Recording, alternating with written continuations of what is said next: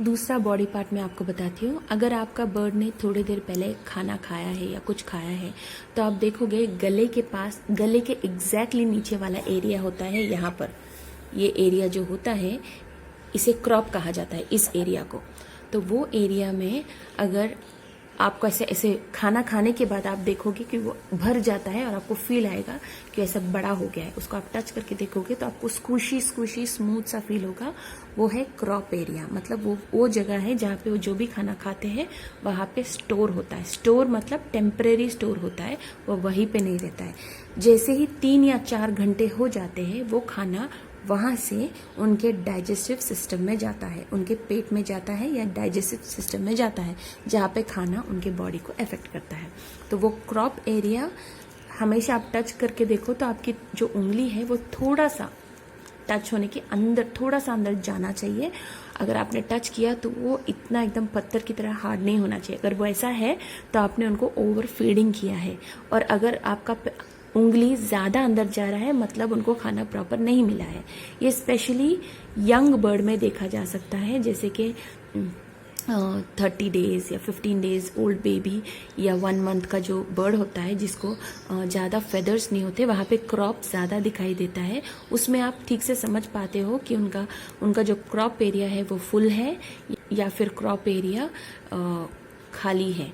अगर crop area खाली है तो उनको थोड़ा और दे सकते हो। अगर वो खाली नहीं है तो नेक्स्ट 1 आवर या 2 आवर आप रुक सकते हो। पर ओवर फीडिंग से बर्ड मर सकते हैं क्योंकि उनको डाइजेशन उतना फास्ट नहीं होता है। बर्ड्स का डाइजेशन सिस्टम, जो डाइजेशन है वो काफ़ी स्लो होता है, स्पेशली बेबी बर्ड्स का। उनका जो पूरा प्रोसेस है बहुत ही धीरे से चलता है। इसके वजह से अगर 4 घंटे में आपने देखा क्रॉप अभी भी मोटा है, फुल है, तो 1 घंटा और रुकिए और फिर टच कीजिए वो क्रॉप को। ये स्पेशली उन बर्ड के लिए मैं कह रही हूँ जो 15 दिन का बर्ड है या 1 महीने का, या वो बर्ड है जिसको फेदर्स प्रॉपरली आए नहीं है। आप देख सकते हो वो यंग बर्ड है।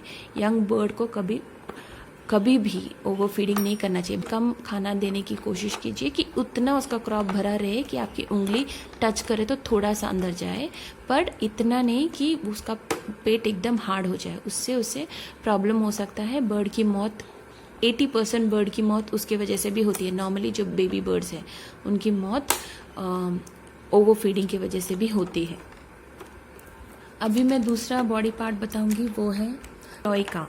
क्लोएका वो जगह होता है जहाँ से उनका पूप, यूरेटस, यूरिक एसिड या रिप्रोडक्शन या एग लेइंग वहाँ से होता है। वो एक ही जगह होता है। मेल का फीमेल का दोनों का सेम है। इस वजह से हमें ज़्यादा डिफरेंस समझ में नहीं आता है बर्ड का। जब वो यंग रहते हैं हमें डिफरेंस समझ में नहीं आता है क्योंकि मेल बर्ड का और फीमेल बर्ड का क्लोएका एरिया सेम है। सेम जगह से वो पूप करते हैं, सेम जगह से उनका यूरेटस निकलता है, यूरिक एसिड वहाँ से निकलता है, उनका रिप्रोडक्शन वहाँ से होता है, उनके एग्स वहाँ से ले होते हैं। तो हमें समझ में नहीं आता है कि बर्ड मेल है या फीमेल है। कुछ बर्ड्स जैसे वो बड़े होने लगते हैं उनके कलर्स अलग अलग हो जाते हैं। जैसे आपने बर्ड देखा होगा, एक्लेटस करके एक बर्ड आता है जो पैरेट की तरह ही दिखता है। फीमेल उसमें रेड कलर की होती है और मेल उसमें ग्रीन होता है। से आपको पता चलता है मेल कौन सा होता है, फीमेल कौन सा होता है। पर कुछ बर्ड जैसे कि मकाऊ है, कॉकटू है, कॉकटेल है, उनका इतना डिफरेंस आपको पता नहीं चलता है। तो डिफरेंस पता करने के लिए कुछ लोग उनका डीएनए टेस्ट कराते हैं। स्पेशली जो ब्रीडर्स होते हैं या पेट शॉप वाले होते हैं जो उनके बर्ड का ब्रीडिंग कराना चाहते हैं, वो लोग डीएनए टेस्ट कराते हैं। डीएनए टेस्ट के लिए ब्लड का सैंपल वो लिया जाता है, या तो फिर उनका जो चेस्ट का बाल एरिया होता है, चेस्ट का एरिया होता है, क्रॉप एरिया के वहाँ का एरिया, वो कॉन्च्योर जो फेदर होता है उसमें से 4 या 5 फेदर प्लग किया जाता है। वो जो फेदर है वो फेदर के अंदर ब्लड होता है, हल्का सा ब्लड फेदर कहा जाता है, मैंने कहा था आपको। वो ब्लड फेदर का सैंपल वो लेते हैं और उसे डीएनए टेस्ट कराते हैं और डीएनए टेस्ट के बाद उनको पता चलता है वो मेल है या फीमेल है। अभी मैं आपको बताती हूँ क्लोई का एरिया कौन सा है। प्रियो 1 2 1 2 1 2, ये देखिए, ये है क्लोई का एरिया जहाँ से बर्ड पूप करता है या बर्ड का रिप्रोडक्शन होता है। अगर आप आपके बर्ड को हैंडल कर सकते हैं, जैसे मैंने अभी रियो को उठाया, अगर आप वैसे आपके बर्ड को कर पाते हैं, उसे उठा सकते हैं या उसे टर्न कर सकते हैं, तो वो बेस्ट होगा आपके लिए देखने के लिए कि उनके क्लोएका एरिया में कुछ प्रॉब्लम है। उसमें भी प्रॉब्लम आता है क्लोएका एरिया में, अगर उनका जो पूप है, उनका जो फीसिस है, मतलब जो ग्रीन पार्ट, उनके पूप में जो ग्रीन पार्ट होता है, अगर वो उनके क्लोएका में लगा हुआ है, मतलब अगर आपने उल्टा करके देखा और वो बर्ड के क्लोएका एरिया में फीसिस लगा हुआ है, मतलब आपका बर्ड को डायरिया हुआ है, इन्फेक्शन हुआ है, या कोई ना कोई इन्फेक्शन क्लोएका एरिया में हुआ है, इसलिए वो फीसिस वहाँ पे है। नॉर्मली फीसिस दिखता भी नहीं है, नॉर्मली फीसिस आपको पता भी नहीं चलता कहाँ पर है, पर अगर वैसा वहाँ उस एरिया में है तो आपका बर्ड सिक है। सेकेंड है, अगर आप उस जगह पे बाल नहीं देखो या फिर आपने वहाँ पे रेडनेस देखा, तो वो भी एक इन्फेक्शन की निशानी है। उसी तरह से अगर क्लोएका एरिया में सूजन है, स्वेलिंग है, तो वो भी इन्फेक्शन। ये सारी चीज़ें आप देखोगे तो आपको पता चलेगी। ये तब होगा जब आप आपके बर्ड को हैंडल कर पाओगे। अगर आप आपके बर्ड को उठा ही नहीं पाओगे, मैं आपको दिखाती हूँ। रिया, 1 2 1 2 1 2 1 2 1 2 baby baby baby baby 1 2 1 2 1 2 come here, come to mama, come 1 2। ये देखिए, ऐसे अगर आपने उठाया तो आपके क्लोएका एरिया दिख रहा है, मतलब रियो का हेल्थ परफेक्टली फाइन है, इसका क्लोएका काफ़ी क्लीन है, उसे कोई प्रॉब्लम नहीं है। अगर आपके बर्ड को क्लोएका में कुछ प्रॉब्लम है, जैसे मैंने कहा, तो उनको इन्फेक्शन है, तो डेफिनेटली आपको आपके बर्ड को एवियन डॉक्टर वो डॉक्टर है स्पेशली जिसने बर्ड्स में स्पेशलाइजेशन किया है, स्पेशली जो बर्ड के बारे में ज़्यादा जानता है। वेट डॉक्टर भी जानता है, पर जो बर्ड के लिए जो डॉक्टर है, वो डॉक्टर ने ज़्यादा बर्ड पर पढ़ाई की होती है। अगर मैंने जॉब किया होता, अभी तो मेरा बेबी 3 साल का ही है, इसी लास्ट महीने ही वो 3 साल का हुआ है।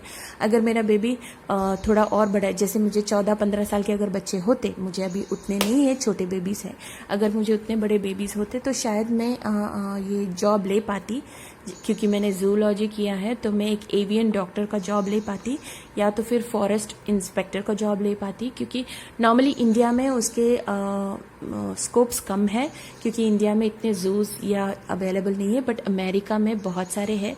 वहाँ पे बर्ड लाइफ सेंचुरी है, वहाँ पे बर्ड फॉरेस्ट है, बहुत सारी चीज़ें हैं जहाँ पे मुझे एक एवियन डॉक्टर या एक फॉरेस्ट इंस्पेक्टर का जॉब आसानी से मिल सकता है। बट क्योंकि मेरे बच्चे छोटे हैं और मैं उनको छोड़ के अमेरिका वगैरह नहीं जा सकती हूँ, मेरा पहला रिस्पॉन्सिबिलिटी मेरे घर की तरफ है, उसके बाद मेरा बाहर जॉब करना इम्पॉर्टेंट है।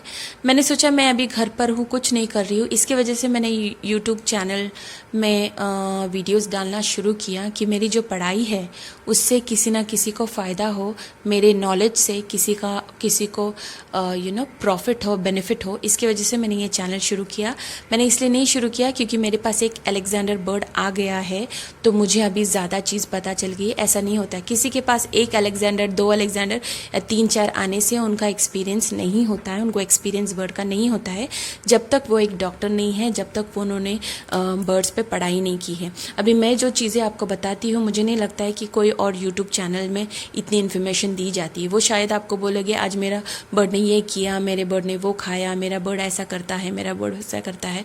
वो लोग अपना जो पर्सनल एक्सपीरियंस है, अपना जो पर्सनल एक्सपीरियंस बर्ड के लिए है, वो उसके बारे में वो आपको बताएंगे, उनका इन्फॉर्मेशन बताएंगे, वो आपको उस चीज़ के बारे में आपको बताएंगे। पर आपका बर्ड उनका बर्ड की जैसा होना ज़रूरी नहीं है। आपका बर्ड उनके बर्ड के साथ जो हुआ है वो आपके बर्ड के साथ हो, ये ज़रूरी नहीं है। क्योंकि जैसे 2 इंसान अलग अलग होते हैं, उसी तरह से 2 अलेक्जेंडर पैरट, भले मेल हो या 2 फीमेल हो, वो अलग होते हैं, उनका दोनों का सेम चीज़ नहीं होता है। मेरा जॉब में रिलेटेड है सर्वे करना, जो न्यू बर्ड्स का अगर स्पीशीज़ है उसको रिकॉर्ड करना, बर्ड के हैबिटाइट को जानना, मतलब वो जहाँ पर रहते हैं उसके हैबिटाइट को जानना, बर्ड की एक्टिविटी जानना।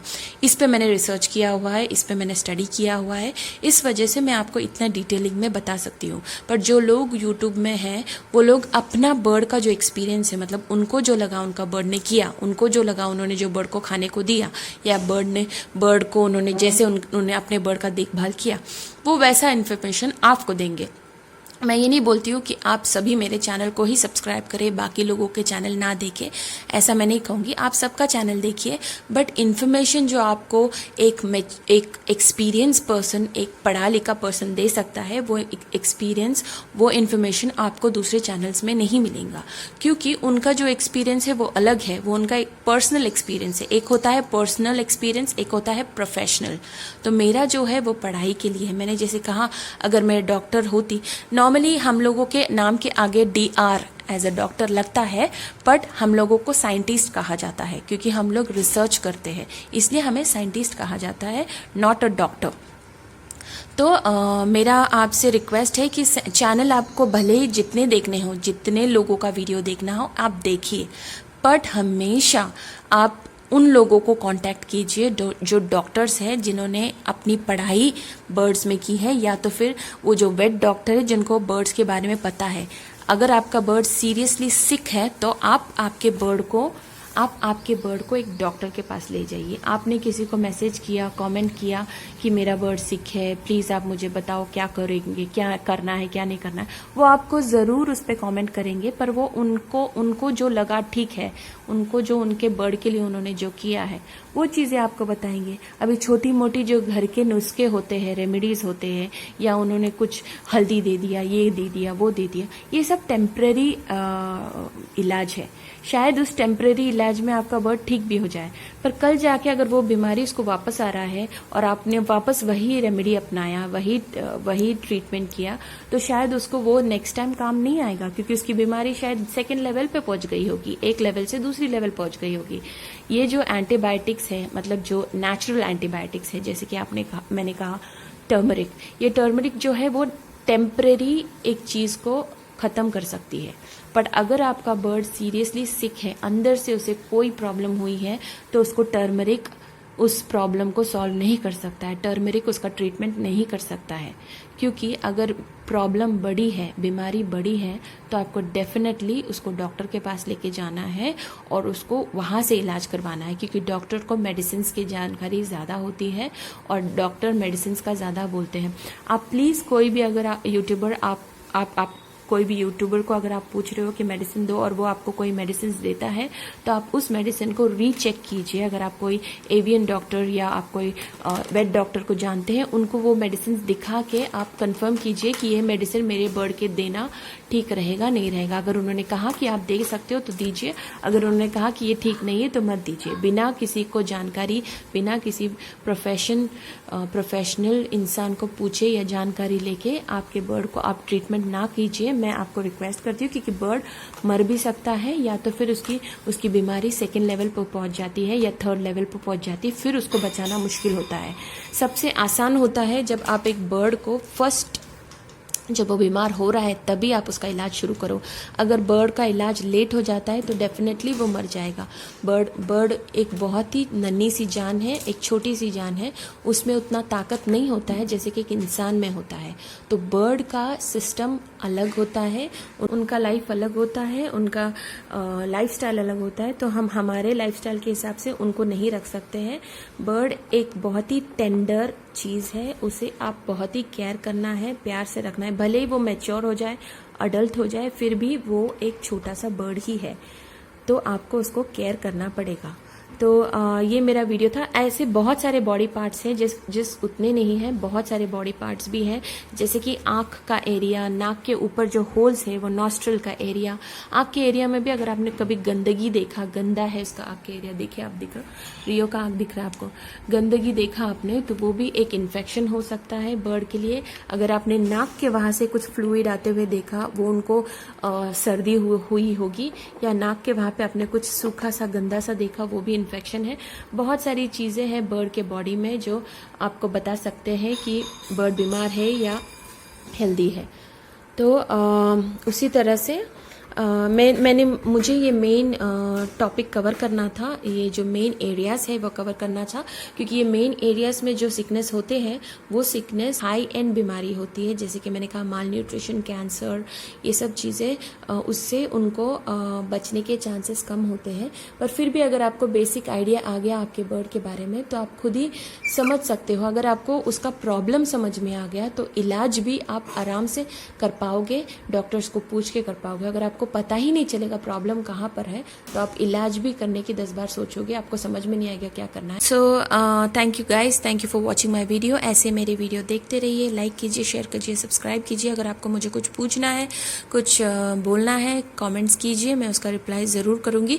अगर मैं इमीडिएटली रिप्लाई ना भी कर पाई तो मैं डेफिनेटली 1-2 घंटे में, 3 घंटे में या शाम तक मैं जो हो सकता है मैं डेफिनेटली उसका रिप्लाई करूँगी। आप मेरे रिप्लाई का वेट करें। अगर आपने कुछ पूछा है और मैं जवाब नहीं दे पाई और किसी और ने उसको रिप्लाई कर दिया तो इमीडिएटली एक्शन शुरू मत कीजिए, मेरे रिप्लाई का भी वेट कीजिए। शायद जिसने उस कमेंट पे रिप्लाई किया है शायद वो जो बोल रहे हैं वो वैलिड नहीं होगा, पर आप मेरे रिप्लाई का भी वेट करें। अगर जिसने भी आपका रिप्लाई किया है वो रिप्लाई अगर सही है तो मैं आपको बताऊंगी हाँ ठीक है वैसे ही कीजिए, पर अगर वो रिप्लाई ठीक नहीं रहा तो प्लीज़ आप मेरे कमेंट का वेट कीजिए ताकि आपका बर्ड हेल्दी रहे।